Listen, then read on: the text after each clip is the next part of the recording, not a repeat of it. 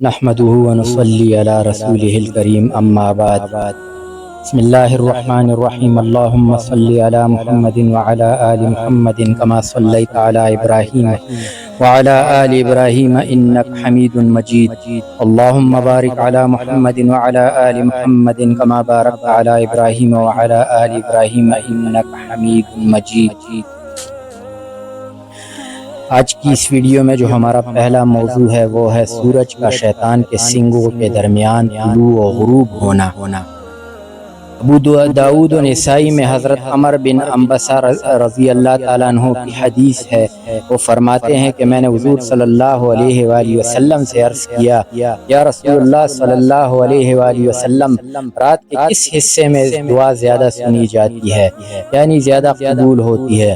آپ صلی اللہ علیہ وآلہ وسلم نے فرمایا کہ رات کے آخری حصے کے درمیان میں اس وقت جس قدر تجھ سے ہو سکے نماز پڑھ، کیونکہ اس وقت کی نماز میں فرشتے حاضر ہوتے ہیں۔ مراد وہ خاص فرشتے ہیں جو اس نماز میں آمین کہنے کے لیے حاضر ہوتے ہیں اور جن کی آمین کی وجہ سے دعا جلد قبول ہوتی ہے، ورنہ ویسے ہر نماز میں فرشتے حاضر ہوتے ہیں۔ پھر آپ صلی اللہ علیہ وآلہ وسلم نے فرمایا کہ پھر صبح پڑھ کر رک جا یہاں تک کہ سورج نکل کر 1 یا 2 نیزے کے برابر اونچا ہو جائے، کیونکہ وہ شیطان کے سنگوں کے درمیان طلوع ہوتا ہے اور اس وقت کفار اس کے لیے نماز پڑھتے ہیں۔ پھر جتنی چاہے نماز پڑھ یہاں تک کہ سورج نصف النہار میں چلا جائے، پھر رک جا، کیونکہ اس وقت جہنم کو دہکایا جاتا ہے اور اس کے دروازے کھول دیے جاتے ہیں۔ بس جب سورج ڈھل جائے پھر جتنی چاہے نماز پڑھ، پھر عصر کا وقت ہو جائے اور عصر پڑھ چکے تو پھر رک جا یہاں تک کہ سورج غروب ہو جائے، کیونکہ وہ شیطان کے سنگوں کے درمیان غروب ہوتا ہے، اس وقت کفار اس کے لیے نماز پڑھتے ہیں۔ امام مالک رحمۃ اللہ علیہ نے زید بن اسلم رضی اللہ تعالیٰ عنہ سے روایت کیا ہے، وہ فرماتے ہیں کہ رسول اللہ صلی اللہ علیہ وآلہ وسلم نے فرمایا کہ سورج شیطان کے سنگ سے متصل ہو کر نکلتا ہے، بس جب سورج اونچا ہو جاتا ہے تو شیطان الگ ہو جاتا ہے، پھر جب نصف النہار میں جاتا ہے پھر اس سے متصل ہو جاتا ہے، پھر جب غروب ہونے کے قریب ہوتا ہے تو پھر مل جاتا ہے۔ اور حضور صلی اللہ علیہ وآلہ وسلم نے ان 3 اوقاتوں میں نماز پڑھنے سے منع فرمایا ہے۔ حافظ ابن البر نے اس روایت کو عمدہ قرار دیا ہے۔ شیطان کے سنگوں کے درمیان سورج کا طلوع و غروب ہونا، اس کے بارے میں علماء کے 2 قول ہیں۔ پہلا قول، یہ حدیث اپنے ظاہر پر محمول ہے اور شیطان کے 2 سنگ ہیں اور سورج حقیقتاً ان دونوں کے درمیان سے طلوع کرتا ہے، اس میں کسی معنی مجازی کا دخل نہیں بلکہ حقیقتاً ہی ایسا ہے۔ اس کی دلیل حضرت اکرم رضی اللہ تعالیٰ عنہ کی حدیث ہے جس کو انہوں نے ابن عباس رضی اللہ تعالیٰ عنہ سے روایت کیا ہے۔ حضرت اکرم رضی اللہ تعالیٰ عنہ نے حضرت ابن عباس رضی اللہ تعالیٰ عنہ سے دریافت کیا کہ کیا حضور صلی اللہ علیہ وآلہ وسلم نے امیہ بن صلت کے بارے میں یہ فرمایا ہے، آمن شعرہ وکفر قلبہ، یعنی اس کے اشعار مومن ہیں اور اس کا دل یعنی اس کا قلب کافر ہے، مطلب یہ ہے کہ اس کے اشعار اہل ایمان کی طرح حق ہے مگر وہ مومن نہیں۔ حضرت ابن عباس رضی اللہ تعالیٰ عنہ نے جواب دیا کہ آپ کا فرمان حق ہے، اور حضرت اکرم رضی اللہ تعالیٰ عنہ سے پوچھا کہ تم کو امیہ کا کوئی شعر ناپسند ہے؟ حضرت اکرم رضی اللہ تعالیٰ عنہ نے کہا اس کا یہ شعر ہمیں ناپسند ہے۔ ترجمہ اس کا یہ ہے کہ اور سورج روزانہ سرخ ہو کر نکلتا ہے، اس کا نکلنا اپنی اصلی حالت میں نہیں ہے بلکہ اس کو سزا دی جاتی ہے تب وہ سرخ ہوتا ہے، کیونکہ اس میں یہ کہا گیا ہے کہ اس کو سزا دی جاتی ہے۔ سورج کو سزا دیے جانے کے کیا معنی ہے؟ آپ صلی اللہ علیہ وآلہ وسلم نے فرمایا، قسم ہے اس ذات کی جس کے قبضے میں میری جان ہے، سورج نہیں نکلتا جب تک اس کو 70,000 فرشتے نہ مار لیتے ہوں، اور وہ اس کو کہتے ہیں کہ نکل نکل، وہ جواب دیتا ہے کہ میں ایسی قوم پر طلوع نہیں کرتا جو اللہ کو چھوڑ کر مجھ کو پوچھتی ہے۔ پھر ایک اور فرشتہ آتا ہے اور وہ کہتا ہے کہ نکل، بس وہ انسانوں کو روشنی دینے کے لیے چمکدار ہو کر نکلتا ہے۔ اس وقت شیطان آتا ہے اور چاہتا ہے کہ اس کو نکلنے سے روک دے، مگر وہ سورج اس کے درمیان سے نکل آتا ہے اور اللہ تعالیٰ شیطان کو اس سے جلا دیتے ہیں، اور وہ سورج جب غروب ہوتا ہے تو اللہ کے سامنے سجدے میں گر جاتا ہے۔ اس وقت شیطان آتا ہے اور چاہتا ہے کہ اس کو سجدے سے روک دے، بس وہ اس کی آنکھوں میں غروب ہو جاتا ہے اور اللہ تعالیٰ شیطان کو اس کے نیچے ہلاک کر دیتے ہیں۔ حضرت ابن عباس رضی اللہ تعالیٰ عنہ نے فرمایا کہ رسول اللہ صلی اللہ علیہ وآلہ وسلم کا فرمان کہ سورج شیطان کے سنگوں کے درمیان طلوع کرتا ہے اور اسی کے سنگوں میں ہو کر غروب ہوتا ہے، اس کا یہی مطلب ہے۔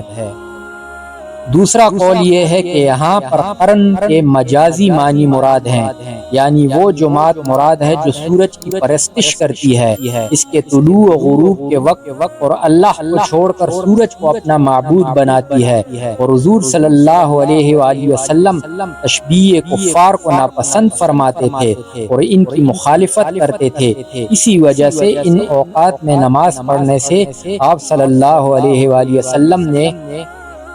امت کو منع فرما دیا، کیونکہ اس میں تشبیہ بالکفار ہے، اور اس طرح کا تشبیہ کلام عرب میں خوب شائع و ذائع ہے۔ اور قرن کے معنی امت و جماعت لینا یہ بھی کلام عرب میں شائع ہے، چنانچہ قرآن کی آیت ہے وَكَمْ أَهْلَكْنَا قَبْلَهُمْ مِنْ قَرْنٍ نیز وقرون بین ذالک کثیرا نیز قال فما بال القرون الاولی۔ ان تمام آیات میں لفظ قرن کی جمع قرون ہے، جماعت و امت کے معنی میں مستعمل ہے، اور حضور صلی اللہ علیہ وآلہ وسلم کی حدیث ہے خیر الناس قرنی، یعنی سب سے بہترین میری امت ہے۔ اور قرن شیطان سے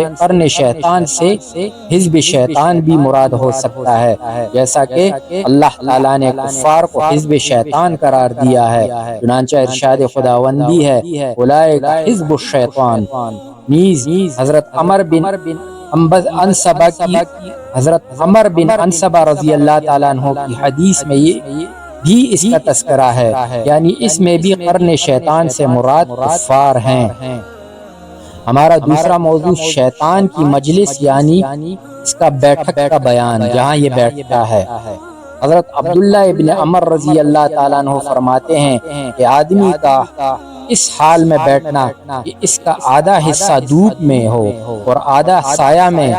یہ شیطانی بیٹھک ہے، یعنی بے ڈھنگے پن سے بیٹھنا شیطان کو محبوب ہے، کیونکہ اس سے آدمی کے غیر مہذب ہونے کا پتہ چلتا ہے۔ حضرت سعید بن مسیب رحمت اللہ علیہ فرماتے ہیں کہ آدھا دھوپ اور آدھا سایہ میں ہو کر سونا شیطان کا سونا ہے۔ حضرت قتادہ رضی اللہ تعالیٰ عنہ فرمایا کرتے تھے دھوپ اور سائے میں بیٹھنا شیطان کا بیٹھنا ہے، اور آپ اس طرح بیٹھنے کو ناپسند فرماتے تھے۔ اسحاق بن منصور رحمت اللہ علیہ نے حضرت ابن عمر رضی اللہ تعالیٰ عنہ سے کہا کہ دھوپ اور سائے میں ہو کر بیٹھنا کیا مکروہ ہے؟ آپ نے کہا جی ہاں، اس سے منع کیا گیا۔ اسحاق بن راہویہ فرماتے ہیں کہ اس طرح بیٹھنے کے بارے میں حضور صلی اللہ علیہ وآلہ وسلم سے منع ثابت ہے، لیکن اگر شروع میں ٹھیک بیٹھا پھر اتفاقاً ایسا ہو گیا تو اس میں کوئی حرج نہ ہوگا۔ ہمارا جو تیسرا موضوع ہے وہ ہے جب قاضی ظلم کرتا ہے تو شیطان اس کو لازم پکڑ لیتا ہے۔ حضرت عبداللہ ابن ابی اوفا رضی اللہ تعالیٰ عنہ فرماتے ہیں کہ فرمایا رسول اللہ صلی اللہ علیہ وآلہ وسلم نے اللہ کی مدد قاضی کے ساتھ ہوتی ہے جب تک وہ خلاف حق فیصلہ نہ کرے، اور جب خلاف حق فیصلہ کرنے لگے تو اللہ کی مدد الگ ہو جاتی ہے اور اس پر شیطان کا تسلط ہو جاتا ہے۔ ہمارا تیسرا موضوع ہے اذان ہوتے ہی شیطان کا پیٹ دے کر بھاگنا۔ بخاری و مسلم و دیگر کتب حدیث میں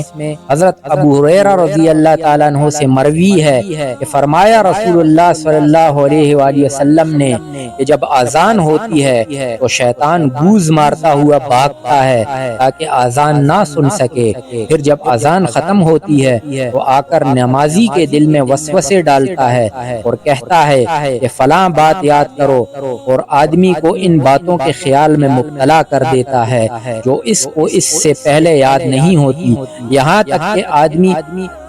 عدد رکعات کو بھول جاتا ہے کتنی پڑھی ہیں۔ یہ روایت متعدد طریقوں سے مروی ہے جس کا مفہوم تقریباً یہی ہے۔ اس روایت میں لفظ ذرات اور حساس ہیں۔ ذرات کے معنی گوز مارنا اور حساس کے معنی تیز دوڑنا۔ ہمارا پانچواں موضوع ہے شیطان کا صرف ایک جوتی پہن کر چلنا۔ حضرت ابو ہریرہ رضی اللہ تعالیٰ عنہ رسول اللہ صلی اللہ علیہ وآلہ وسلم سے روایت کرتے ہیں کہ فرمایا رسول اللہ صلی اللہ علیہ وآلہ وسلم نے کہ تم میں سے کوئی صرف ایک جوتی پہن کر نہ چلے کیونکہ یہ شیطانی طرز ہے۔ حضرت امام احمد بن حنبل رحمۃ اللہ علیہ اس طرح چلنے کو مکروہ فرمایا کرتے تھے۔ حضرت ابو ہریرہ رضی اللہ تعالیٰ عنہ سے بھی یہ مروی ہے کہ حضور صلی اللہ علیہ وآلہ وسلم نے فرمایا جب تم میں سے کسی کی ایک جوتی ٹوٹ جائے تو جب تک اسے درست نہ کر لو دوسری بھی مت پہنو۔ وآخر دعوانا الحمد للہ رب العالمین۔